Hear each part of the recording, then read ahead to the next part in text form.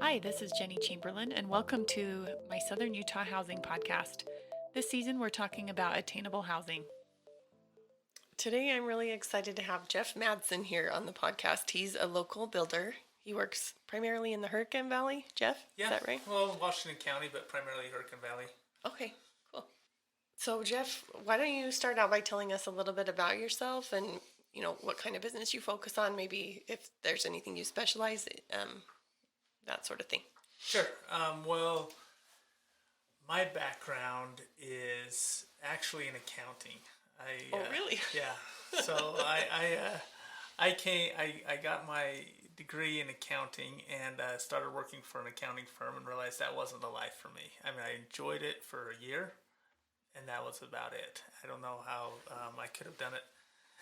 So I moved back down to my hometown, St. George, and ended up getting a job for a civil engineering contractor doing back office accounting. And there realized the opportunity, and not just the opportunity, but I really enjoyed creating and building and seeing the fruits of my labor in more than just a balanced financial statement.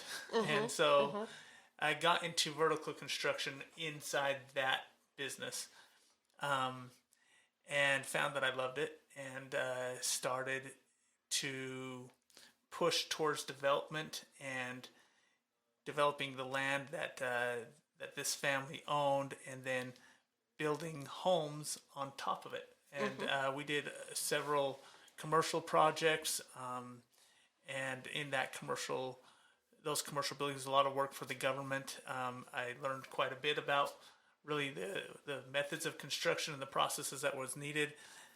Started going into homes, realized that's super fun, and enjoyed that so much that the accounting thing started taking the back seat, and I focused more of my time in development and home building.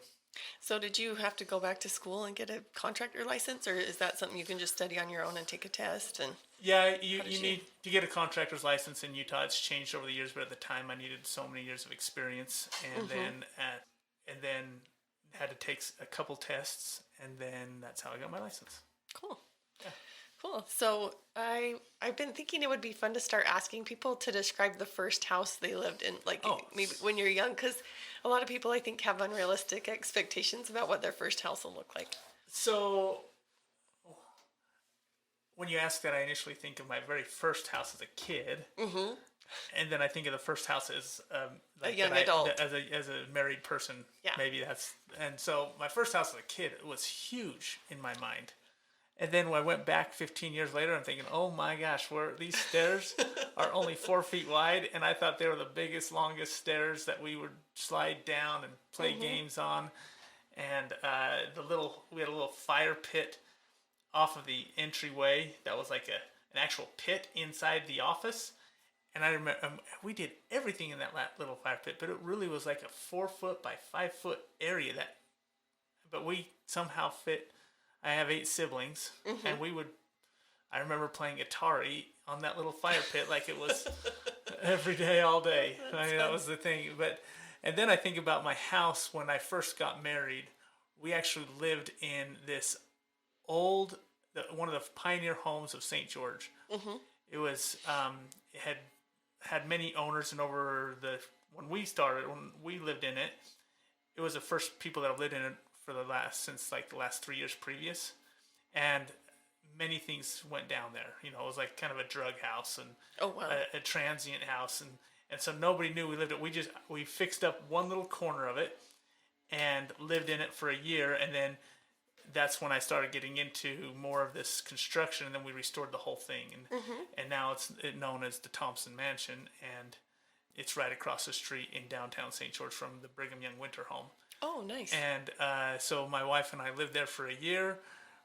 Loved it. It was full of stories. I mean, every day was a new story. It was either ghosts or transients. We didn't know which one. Did people come tell you? Did other people tell you the stories, or you just learned? Oh no, we had stories. We would wake up and our stuff would be in different places, and we don't know, and we think that we just either, like I said, ghosts or transients. It's somebody coming in and shouldn't have been in there because we only lived in one section of it. Like Mm-hmm. it was a big house, and we lived in the top corner. Mm-hmm. And yeah, it was fun. I mean, it was fun for a year, and then after that, it was just enjoyable. It was another year of my life just taking it apart and putting it back together, Mm-hmm. and doing it in the manner that was like consistent with the Like the newer building codes and not the newer or building just- codes, more Oh, the historical integrity. the Oh, historical preservation committee. We met with them several times to figure out what they wanted, and we got an architect on board that was Familiar. familiar and specialized in that. And so we went back and tried to. We actually took like 5 layers of flooring up.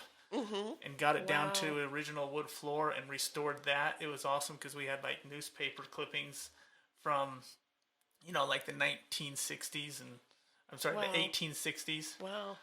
And then we actually took one wall down and realized there's a whole other set of cabinets behind it. And that's when I thought we were going to find all this Brigham Young gold, but didn't.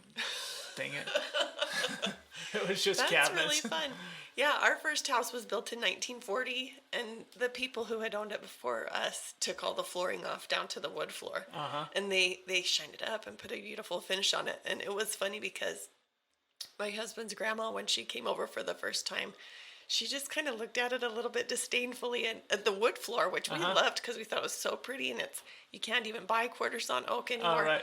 And she was like, aren't you going to put a rug on that? Because in her day, the wood floor was like the old-fashioned kind that it was time to cover it with carpet because that was the new thing that everybody could afford carpet. So yeah, there was funny how you could see how they took coffee cans and they patched the holes with like parts of the coffee can. Oh, wow. And then we left those there, and it's cool. It was a fun project.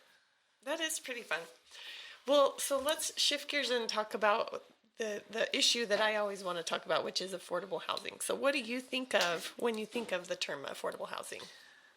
I think of what I could afford when I had 3 kids. And at that time in my life, which I was probably 30, maybe not even that old, 30, about 30 years old.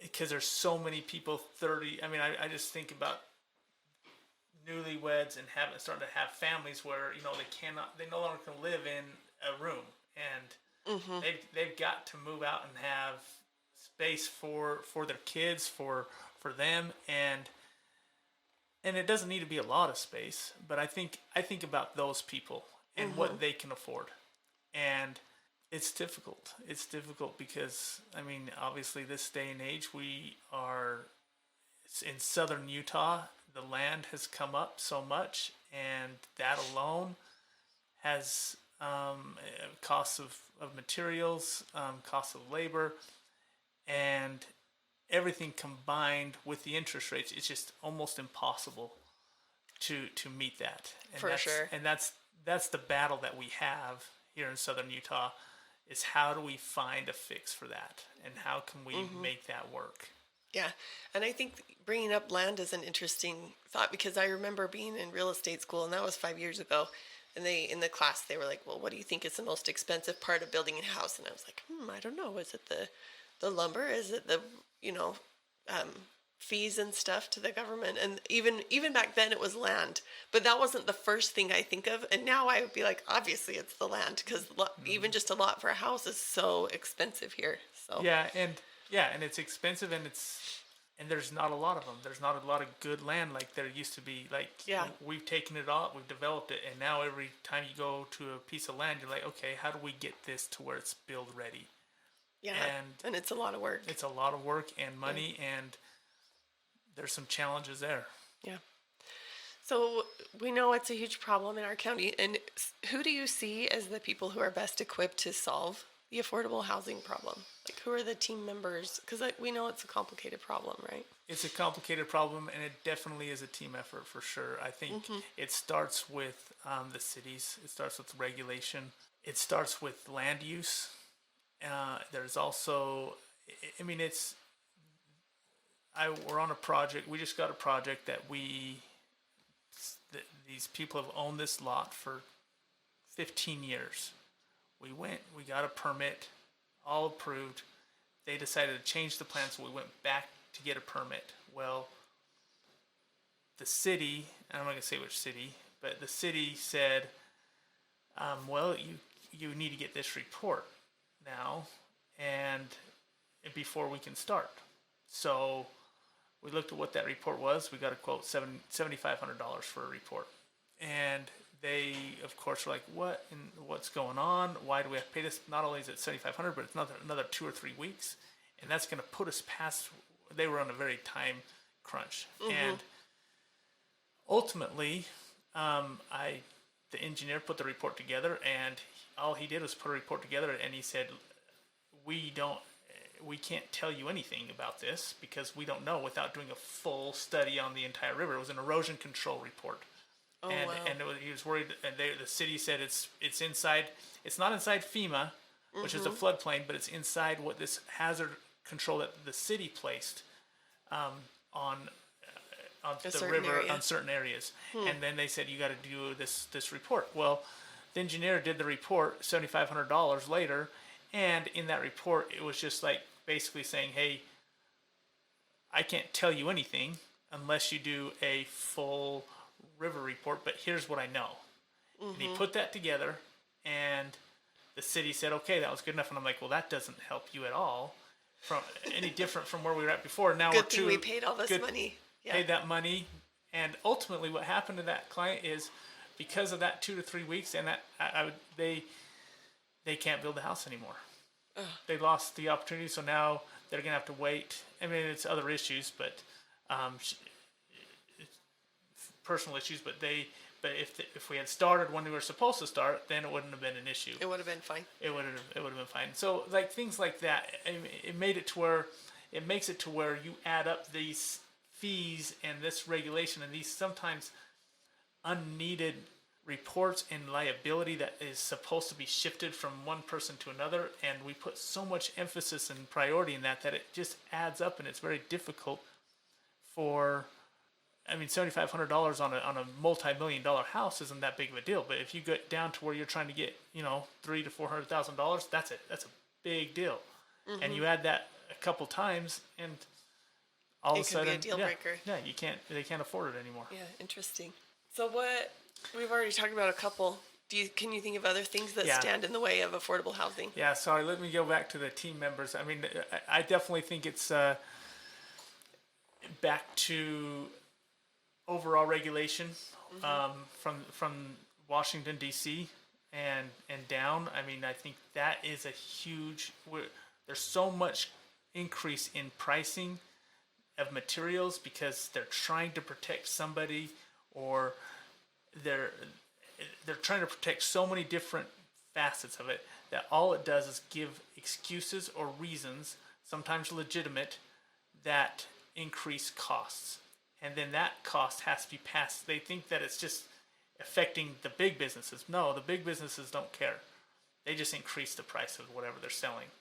And that price then goes to another, from the manufacturer to the distributor, and the distributor, they increase the price. The distributor gives it to the supplier, and they increase the price, and then our subcontractor gets it. They increase the price to us, and then we have to then increase the price of the house. So it starts way at the top, and we can't control that. All we can do is we can do the best we can. We have a voice, and we can get together, and we can form coalitions. We can join in associations that help lobby for it. And I think in Southern Utah, we have the Home Builders Association, which does a really good job, up to the Home Builders Association in Utah and national. And recently, Southern Utah Home Builders Association started a housing affordability coalition. And there's a lot of resources put into that to help and focus on what we can do there, to talk to government, to talk to the state legislature and national legislature, to talk to our city governments, and help fight this problem that we have, that increase costs without added value or without benefit. And that's really what I think is is the root that we can really have a huge impact on. After that, it's just letting the cities start allowing more freedoms of smart yet higher density. It's kind of it's been a scary word to them for a lot of years. I think they're coming around to it, but like higher densities, typically there's myths that if we have too much higher density, it doesn't look good. It increases crime rate. All these things that it attracts the wrong crowds. I think there's a way to do it, and there's concerns there, but there are ways to manage it and yeah, solve it. yeah. And I think by not allowing it isn't the right way. Yeah, and I had a broker explain it to me one time, and he was like, "Look, if you take 100 residences that are all spread out, or 1,000 or whatever, you're going to have X number of crimes per number of residences, or X number of ambulances for heart attacks or whatever. And if you're in a neighborhood that's spread out, you're not going to see them as much because of the fact that it's spread out. But if you take all 1,000 of them and you put them in a smaller area, then you are going to see them. And so it's going to create the perception that there is more, when the reality is it's not necessarily true. It's a myth. You know, it's a myth that is created by virtue of the fact that they're just closer together proximity wise. Yeah, so interesting. All of it. I'm not going to exclude the builders. The builders we can, but I think that's where we have to go back. Every time I meet with a subcontractor, especially right now, because it's now not as crazy it has been in the past few years. But the conversation is something along the lines. Listen, we need to figure out how to cut costs. I'm not asking you to decrease your margins to where you can't feed your family. I'm not asking you to decrease your guys' pay. Yeah. I'm just saying, let's go back to your suppliers, see what you can do with materials, go back to the drawing board, see how you can become more efficient and help and become more lean in your processes to where we're not wasting. And that's a big one. No waste. Or upgrading unnecessarily. Like I was talking to another person, and he was like, "Yeah, I never had granite countertops until I was, last year." And he was in a more mature stage of life, and you see a lot of starter homes and twin homes and things that have granite countertops, and we just don't see laminate anymore. But it is way less expensive, and I'm sure there's other things that we could do like that to make the cost for lower. sure. Yep, that's some good points. The problem is, by the time you're looking at just countertops, it's like a drop in the bucket of the building costs of the whole project. It is, but I always say like it's whenever we talk about budgets and they say, "Oh, it's only $500, it's fine." I'm like, "No, it's $500. It's $500. We got to look at that and say $500 times 30. Now you're talking $15,000. And so if we can find those $500 over and over, it adds up. Sense. And I think we are. I see it all the time with people when I'm dealing with clients, and it's very easy for them to say, "Oh, it's just $500. Oh, that's it. It's $500." And then, or $1,000 or a couple $1,000, depending on who it is. And they're like, "Oh, it's only $2,000. Like, that's fine." But they say that on every time, and when we get to the end, it's like, "Hey, how do we go so far over budget?" Well, let's look back. We said yes too many times. We said yes a lot of times. Now let's go back and see where we can cut, and figure it out that way. I don't know that that's necessarily the answer, but it is a start. I think we gotta pull from all these different places, and hopefully at the end of the day we find that it's meeting some of the needs that we have. Think it's fun. Like I can hear your accounting background when you say that. That's kind of fun. Yeah, that is where I think I'm different. I didn't grow up building stuff. I grew up with Legos and I loved it. And so like that's kind of like my grow up of background. I built a fort in my backyard once. That was fun. But I didn't have a lot of that growing up. My dad's an accountant. My family's all accountants, and so that's what I was gonna do. And I don't know. I didn't. Yeah, here you are. Here I am. Yeah. So what other solutions do you see that can help solve the problems? So let's talk some of the good things. Like, let's talk about the city of Hurricane. And I'm going to say them because I think it was really good what I've seen them do recently, where it's kind of been like a big no. Like, how do we stop nightly rentals? And I'm going to talk about nightly rentals not because it allows more affordable. What it does is, what the city of Hurricane did is they now are almost promoting that you can have a hosting license and you can have a nightly rental on your primary residence. It's a great thing. Like, to me, it meets. We have a lot of tourists coming through Hurricane. We are way undersaturated. We're not there yet, so we have room for us to have more places for these tourists to stay, and it helps supplement the income for those buying houses, and in a good way. And I don't think when there's an on-site resident and they're the primary resident and they're managing their nightly rental, I feel like the negatives of the nightly rental go away. Yeah. Those things like having partiers or people that aren't being unsupervised. Yeah. And when there's a primary resident, they're going to be able to go take care of it right away because they're being affected more than anybody else around them. Yeah. And I think when I've seen and I've talked to a lot of people about this, there's not the complaints that you have in a typical unsupervised nightly rental. So, to me, because the city of Hurricane has done that, it is so important that when we build these homes, that we include casitas. Like, it is, to me, almost like you got to have it. Not because you can afford it, because you can't afford not to have it. That's what I'm saying. So let's just say nightly rental. You're not doing a nightly rental. At least you have a space for when your child gets married, they can go stay there and they can rent it from you long term. Yeah. And they have a place to be. So now you're able to afford it. Your child's able to afford it, and you have 2 units. Yeah, 2 units, and you kill 2 birds with 1 stone. Yeah. And if we can do more of that, where it helps supplement the income or supplement the mortgage payment, subsidize it, I guess, that would be, to me, it's a win-win for everybody. Yeah. That's one issue. That's one way to do it. Yeah. And the research says accessory dwelling units are the best, like one of the best practices too. So. Yeah. Yeah. And so I mean, we're working on a community right now that it is going to strictly have homes with casitas on it, and different types of casitas. Some bigger, some smaller, some 2 bedroom, some 1 bedroom, some studio, and that's going to be the way we look at it all. And go ahead. And I like it because it seems like in our county that is one of the best solutions, just because we have so much recreational opportunity and we're right next to a national park. We have all those lakes. So even if it's not like right in the working at the mouth of Zion National Park, you still have Sand Hollow, Quail Lake, tons of places to go play in the sand. So yeah, for sure. Yeah. It's a win-win. Good. Do you know what other things?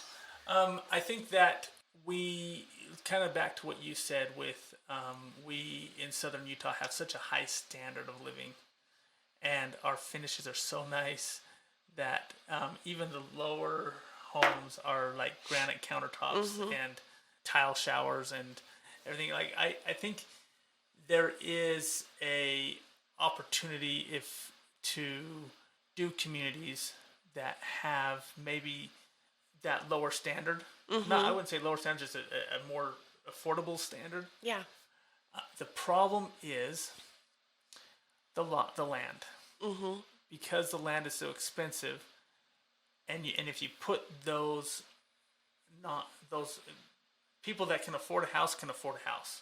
It's either you can afford it or you can't, and there's no you're not gonna save that much to where all of a sudden this larger mass percentage of people can come now and afford it because you put those in there. But if we can get smaller lots and do that, then I think we can get there. There's just no smaller lots. Right now I'm working on a project in Hilldale, and we're talking about building 400 square foot to 900 square foot homes on entitled lots. So these are detached? Detached, and they're entitled portions of the lot. So like you can actually buy I think it's not even 8,000 square foot lot. Oh, that's tiny. So it's a tiny lot, but it's still enough space. If you put a 400 square foot footprint on this lot, you still have room for a yard. Mm-hmm. And now these kids can afford it. Yeah. And so we think we're going through it right now. You're doing the math.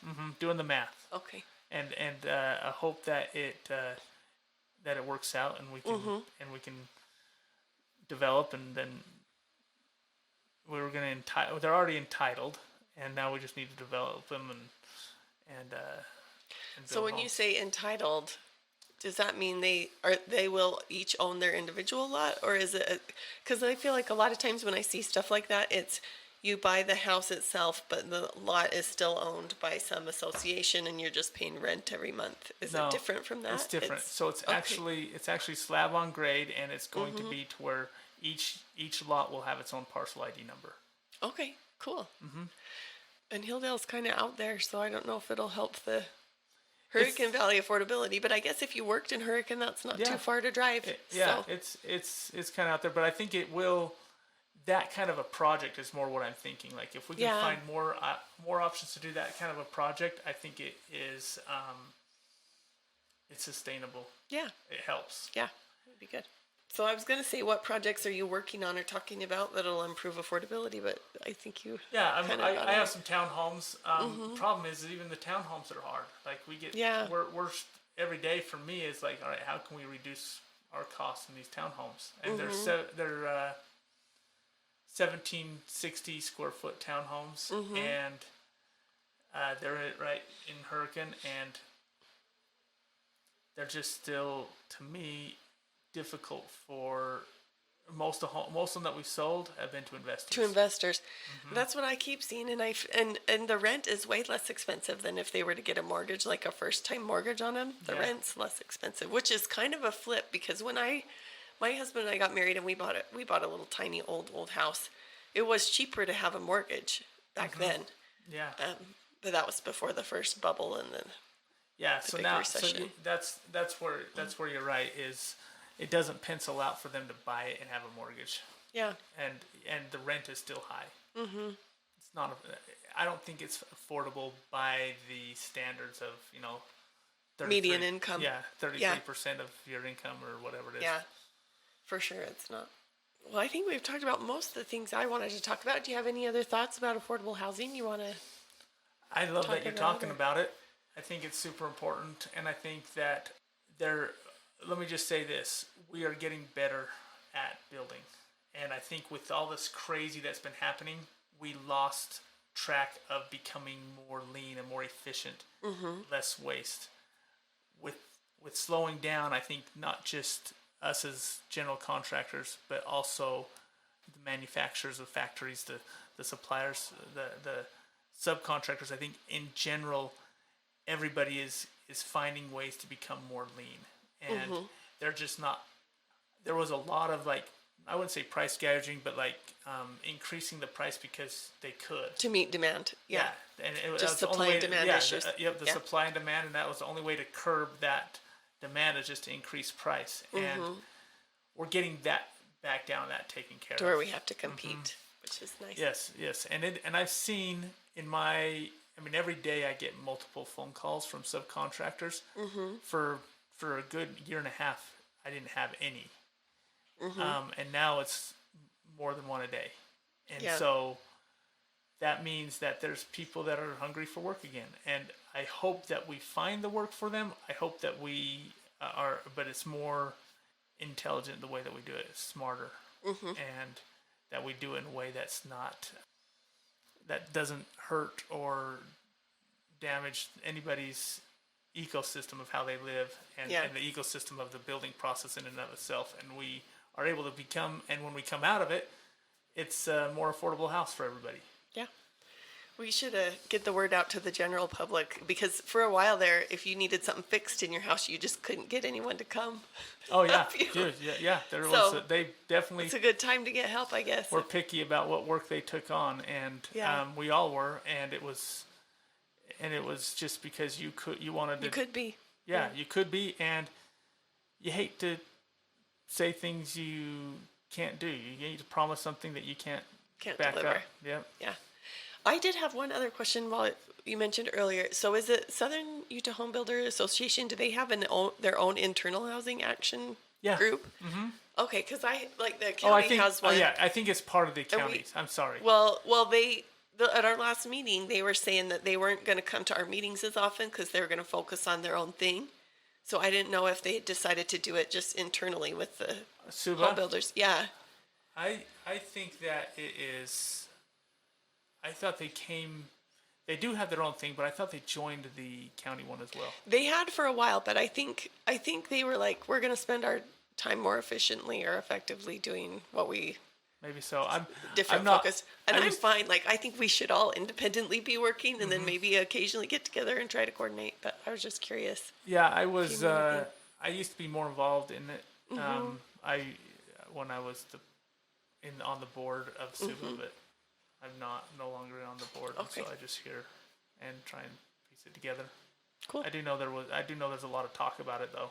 We go to our monthly luncheons, and it is at least one a year that we devote just to affordability. Yeah, that's cool. Cool. All right. Well, I think that's all the questions I have. Cool. Thanks so much, Jeff. Yeah, Appreciate you coming. Thank you for listening to the Southern Utah Real Estate Podcast with Jenny Chamberlain. I hope you'll think about subscribing and give the podcast a review if you found it valuable. If you have feedback or ideas to make this podcast better, check out my website, jennychamberlain.com, and leave me a message there.